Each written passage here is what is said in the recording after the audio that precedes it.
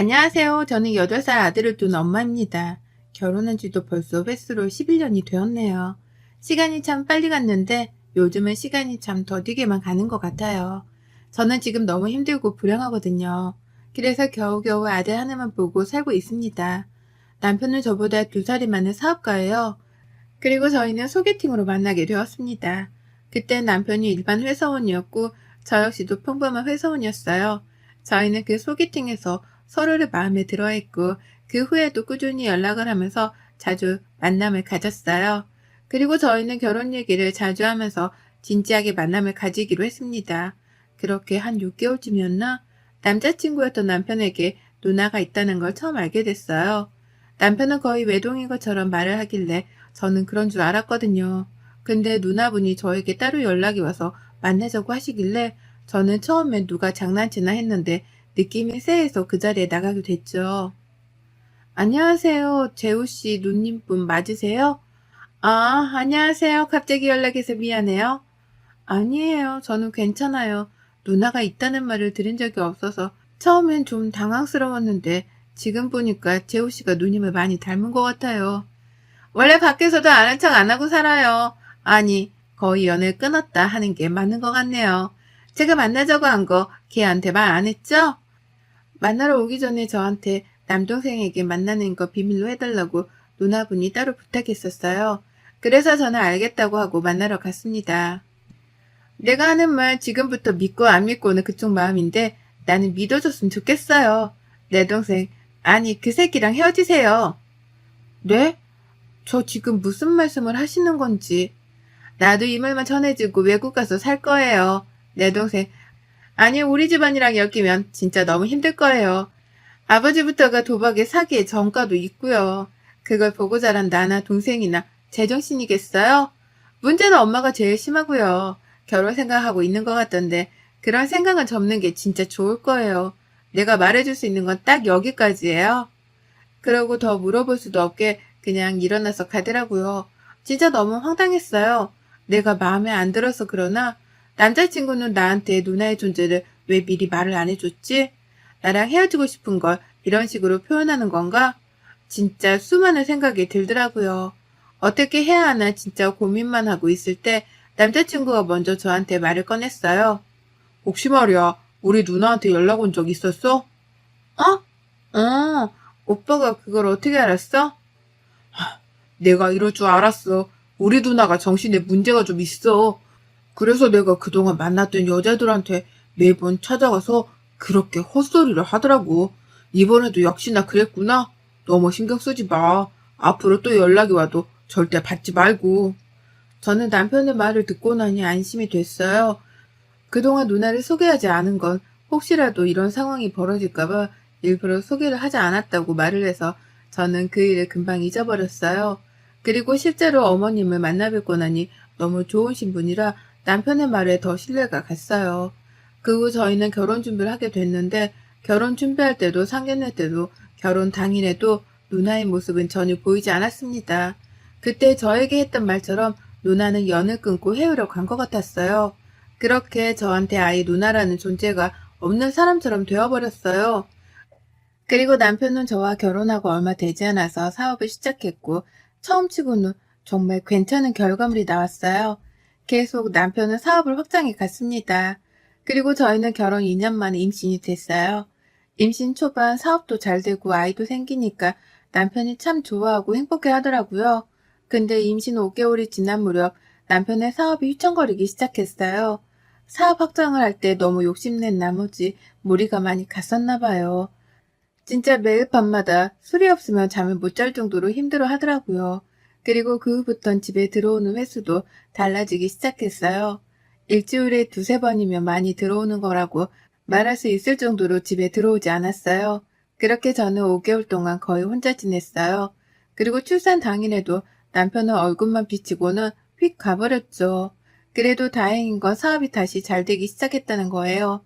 남편은 동일한 패턴을 유지했지만 그래도 집이 망하지 않게 됐다는 것만으로도 저는 다행이라고 생각했어요. 그렇게 저는 아이 돌보느라 진짜 정신없이 시간이 흘렀고 정신 차려보니까 아이가 벌써 7살이 됐더라고요. 남편은 이제 좀 여유가 생겼는지 저에게 고생했다며 휴가를 주겠다고 했어요. 여보, 그동안 혼자 우리 아들 키우느라 고생했어. 이제 주말마다 내가 준영이 데리고 나갔다 올게. 당신도 당신 시간을 좀 즐겨봐. 셋이서 같이 가자. 에이, 당신도 당신 개발을 좀 해봐. 평일에도 준영이만 바라보는데 주말이라도 좀 쉬면서 자기가 그동안 못 해봤던 걸 좀 해봐. 친구들이랑 놀러도 좀 다니고.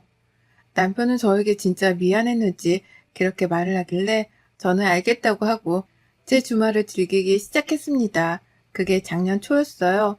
저는 주말마다 그동안 배워보고 싶었지만 못 배웠던 바리스타 교육을 받기 시작했어요. 진짜 너무 행복하더라고요. 그렇게 3달이 지났는데 동네 친하게 지내던 이웃에게 저는 청천벽력 같은 이야기를 듣게 됐어요. 준영 엄마, 내가 이런 말을 해도 될까? 진짜 많이 고민해봤는데 그래도 해야 할 것 같아서 이거 좀 봐봐. 그분이 저에게 보여주신 건 동영상이었어요. 그 동영상에는 남편과 어떤 한 여자가 뽀뽀하고 껴안고 있는 모습들이 담겨져 있었습니다. 한 달 전부터 주말만 되면 자기 집 베란다 쪽에 있는 주차장에서 이런 모습이 자주 보이기 시작해서 안 되겠다 싶어 하루는 나를 잡고 기다렸다가 저에게 보여주기 위해서 영상을 찍었던 거였대요. 근데 더 충격적인 건 남편은 매주 주말마다 그 여자와 제 아들을 만나게 했고 같이 시간을 보냈던 거였어요. 진짜 배신감에 손이 부들부들 거리더라고요. 남편은 저에게 휴가를 준다는 거짓말로 저를 내보내고 제 아이와 함께 그 여자를 만나러 다닌 거였어요. 저는 어떻게든 이 상황을 더 알아내겠다는 생각을 했습니다. 그리고 주말을 기다렸어요. 항상 제가 먼저 나가고 나면 남편이 나갈 준비를 했어요. 그래서 그날도 평소처럼 제가 먼저 나갔고 저는 저에게 영상을 보여줬던 그분의 집에서 대기를 하고 있었어요. 1시간도 채 안 돼서 먼저 여자의 차가 들어왔고 그 후 남편이 내려와 아들을 차에 먼저 태웠어요. 그리고 차 뒤편으로 가서 담배를 피우며 그 여자랑 안고 뽀뽀하고 아주 난리부르스를 떨더라고요. 그리고 여자는 차에 타서 제 아들과 대화를 나눴고 담배를 다 피운 남편은 차에 타 어디론가 가버렸습니다. 저는 다급히 지인의 차를 빌려 남편의 뒤를 밟았습니다. 남편과 그 여자는 좋아 보이는 한 식당에서 밥을 먹고 나왔고 곧이어 키즈카페 같은 곳에 가서 아이랑 놀아주는 것 같더니 15분 뒤에 바로 나오더라고요. 그것도 아이를 두고 둘만요. 그러더니 근처 모텔로 들어갔어요. 저는 진짜 너무 화가 났던 게 아들이랑 시간을 보내준다고 해놓고 저렇게 혼자 버려둘 거면 지들 둘만 만나지 왜 아들까지 데리고 나가냐고요. 진짜 참을 수가 없었어요. 그래서 전 최대한 이 상황을 어떻게 끝낼 수 있을까 고민을 했습니다. 그리고 그날 남편이 집으로 돌아오고 나서 저는 이제 주말마다 밖으로 나가지 않겠다고 말했어요. 그러니까 저를 안아주면서 볼에 뽀뽀를 하더니 왜 그래? 오늘 무슨 일 있었어? 아니 이제 주말마다 우리 셋이서 시간을 보내보려고. 내가 전에도 말했잖아. 당신한테도 당신의 시간이 필요하다니까? 아니 안 필요해. 난 당신하고 준영이만 필요해. 제가 화를 내니까 남편은 당황하면서 얼버무리며 방으로 도망갔습니다. 그리고 돌아온 주말 진짜 저는 집 밖에 나가지 않았어요. 아들을 꼭 안고 거실에 있었죠. 그러니까 남편은 계속 눈치를 보더니 회사에 일 있다고 혼자 나가더라고요. 저는 지인에게 이미 말을 해놔서 아이를 잠깐 맡기고 남편을 쫓아갔어요. 그러더니 한 오피스텔 앞에 주차를 하더라고요. 그리고 내려서 담배를 뻑뻑 피워대니까 곧 그 여자가 내려왔어요. 그러더니 싸우더라고요. 아니 그럼 나는 언제까지 기다리라고. 잠깐만 기다려보라고. 나도 생각이라는 걸 좀 하자. 준영이도 재산도 안 뺏기고 이혼을 해야 할 거 아니야. 지금 이혼하면 다 줘야 한다고 내가 몇 번을 말해. 벌써 기다리란 말만 7년째야 7년. 당신 사업 휘청거릴 때 내가 도와준 거 잊지 마. 그 대화로 전 다 알게 됐습니다. 남편과 그 여자는 제가 임신을 했을 때부터 만남을 가지고 있었고 더 황당한 건 그 후에 벌어졌어요. 오늘 저녁 어머님이랑 같이 저녁하기로 했는데 준영이 안 데리고 온 거 뭐라고 할 거야 진짜? 엄마는 언제든지 만날 수 있으니까 신경 쓰지 마 자기야. 아니 나는 준영이랑 잘 지내는 모습 보여드리고 싶었단 말이야. 시어머니도 다 알고 있었던 것입니다. 남편이 바람을 피우고 있다는 사실을 말이에요. 7년 동안 저만 바보였고 호구였어요. 진짜 너무 화가 나는데 손과 발이 떨려서 아무것도 못하겠더라고요. 그들이 오피스텔로 올라갔고 저는 한참을 기다렸어요. 시어머님하고 약속했던 시간이 됐는지 주차장으로 내려왔고 저는 또 따라갔어요. 그리고 밥을 먹기 시작한 후에 저는 세 사람에게 다가갔습니다. 참 맛있는 거 드시네요들. 다들 귀신이라도 본 것처럼 기겁을 하길래 귀신이라도 보셨나 봐요. 네가 왜 여기에 있어? 나도 밥 먹으러 온 건데 뭐가 문제 있어? 너 나와라. 절 끌고 나가려고 하는 시어머니의 손을 뿌리치고 저는 소리를 질렀습니다. 당장 앉으세요. 여기서 누구 하나라도 움직이면 혀 깨물고 죽어버릴 거니까 앉으시라고요. 니년도 움직이지 말고 엉덩이 딱 붙이고 있어. 저는 그 자리에서 제가 알아야 할 모든 사실들을 말하게 했어요. 그 둘은 고등학교 동창이었고 남편이 사업 때문에 힘들어할 때 그 여자가 남편을 위해서 돈을 많이 빌려줬었나 봐요. 그 계기로 남편은 거의 두 집 살림을 하면서 제 집과 여자 집을 오고 갔답니다. 그러면서 그 여자가 하는 말이 이제 알게 됐으니까 본인의 인생 사세요. 깔끔하게 이혼하시고 돈은 제가 드릴게요. 뭐 얼마나 가지고 있는데 네가 그렇게 돈이 많아? 터무니없는 금액만 아니면 달라는 대로 드릴게요. 그러니까 이 사람하고 준영이 저한테 주세요. 뭐? 준영이가 물건이야? 너한테 주긴 뭘 줘? 이거 완전 미친 거 아니야? 이렇게 뻔뻔하게 나오는 여자가 저는 너무 당황스러웠어요. 근데 어머님은 웃으시면서 저한테 그래 막말로 네가 우리 집에 뭐 하나 제대로 해준 거나 있냐? 나도 너 며느리로 생각한 적 단 한 번도 없다. 그러니까 그냥 준다고 할 때 받고 나가라. 어머니. 그 자리에서 저는 완전 딴집안 사람이었어요. 그 여자가 이미 제 자리를 차지하고 있었더라고요. 저는 그날 미친 사람처럼 그 여자의 머리채를 잡고 흔들었고 남편은 저를 밀치고 그 여자를 데리고 나갔습니다. 쫓아가려고 했는데 시어머님이 저를 잡더라고요. 네가 지금 누구 머리채를 잡은 줄 알아? 어? 내 의사 며느리 어디 하나 다치기라도 했으면 넌 그날로 내 손에 죽을 줄 알아. 알겠어? 제 뺨을 때리고 나가셨어요. 그렇게 저는 혼자 남겨져 펑펑 울었고 운전도 못할 정도로 몸에 힘이 다 빠져버려서 지인분이 데리러 와주셨어요. 그날은 그 집에서 아이랑 같이 잠을 자고 갔습니다. 그리고 저는 절대 이혼을 해주지 않겠다고 결심했어요. 그 후 남편은 저만 보면 이혼 얘기를 했지만 전 절대 하지 않겠다고 했고 몰래 그 여자를 찾아다녔습니다. 남편을 조금 따라다니니까 바로 나오더라고요. 강남에 큰 성형외과를 하고 있었어요. 전 그날 바로 병원에 들어가서 깽판을 쳐줬고 병원에 들어가는 사람들에게 전현이 내 남편을 뺏어간 상간녀라고 소리쳤어요. 사진도 뿌리고요. 며칠을 그렇게 찾아가서 계속 깽판을 치니까 며칠 병원문을 닫더라고요. 그리고 홍보하고 있는 SNS 댓글에도 계속 집요하게 댓글을 달았습니다. 금방 소문은 물타기가 되어버렸고 그 성형외과는 잠시 문을 닫았더라고요. 그리고 그 여자가 저를 찾아왔어요. 도대체 당신이 이렇게 해서 얻는 게 뭐야? 얻는 거? 없는데 얻으려고 하는 게 아니라 네가 가진 걸 다 잃으라고 하는 거야. 그리고 난 미친년처럼 계속 네가 하는 모든 걸 망칠 거야. 그래? 어디 다 해봐. 다 하는데 대신 네 남편 네 아들만 나한테 줘. 다 줄 테니까. 진짜 어이가 없었습니다. 끝까지 이 여자는 정신을 못 차리더라고요.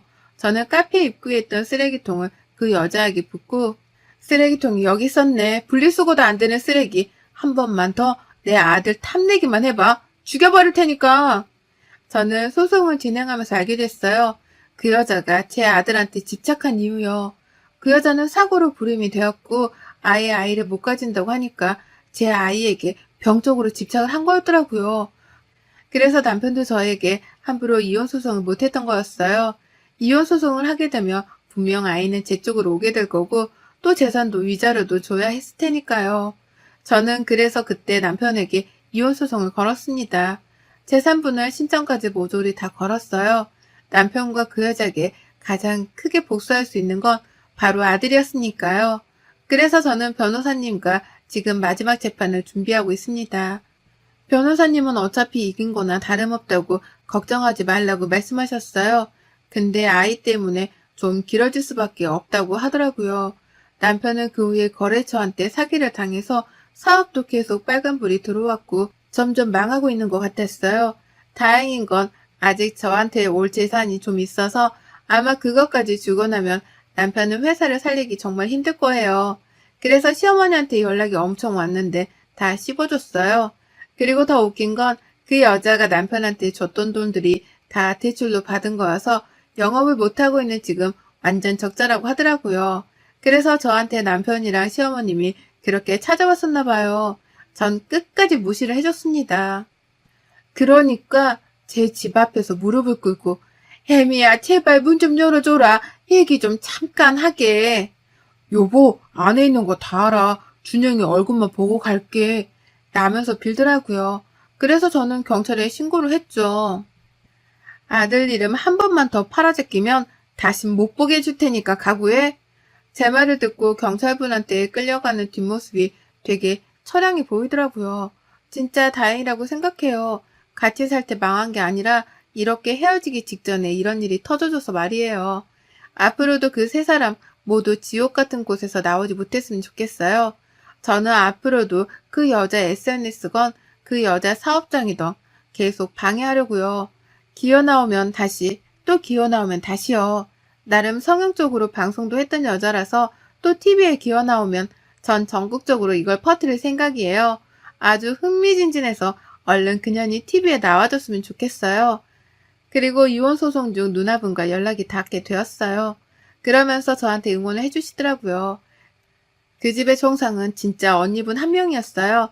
예전부터 남편은 한 여자한테 정착을 못했고 그걸 알면서도 시어머님은 항상 사고치는 아들을 품고 살았대요. 그래서 저를 많이 걱정해서 찾아오신 거였더라고요. 그런데 제대로 말을 못해서 미안하다고 사과했어요. 미안해요. 그때 내가 더 강하게 말했어야 했는데 그래도 동생이라고 끝까지 말은 못하겠더라고요. 진짜 정말 너무 미안해요. 언니분한테 받을 사과가 아니라는 생각이 들어서 그냥 통화는 잘 마무리하고 끝났어요. 근데 이 모든 걸 다 알고 나니까 진짜 허무하더라고요. 이걸 좀만 빨리 알았었더라면 11년이라는 세월이 원망스럽지는 않았을 테니까요. 얼른 이 시간이 지나서 하루빨리 남편과 남남이 되고 싶습니다.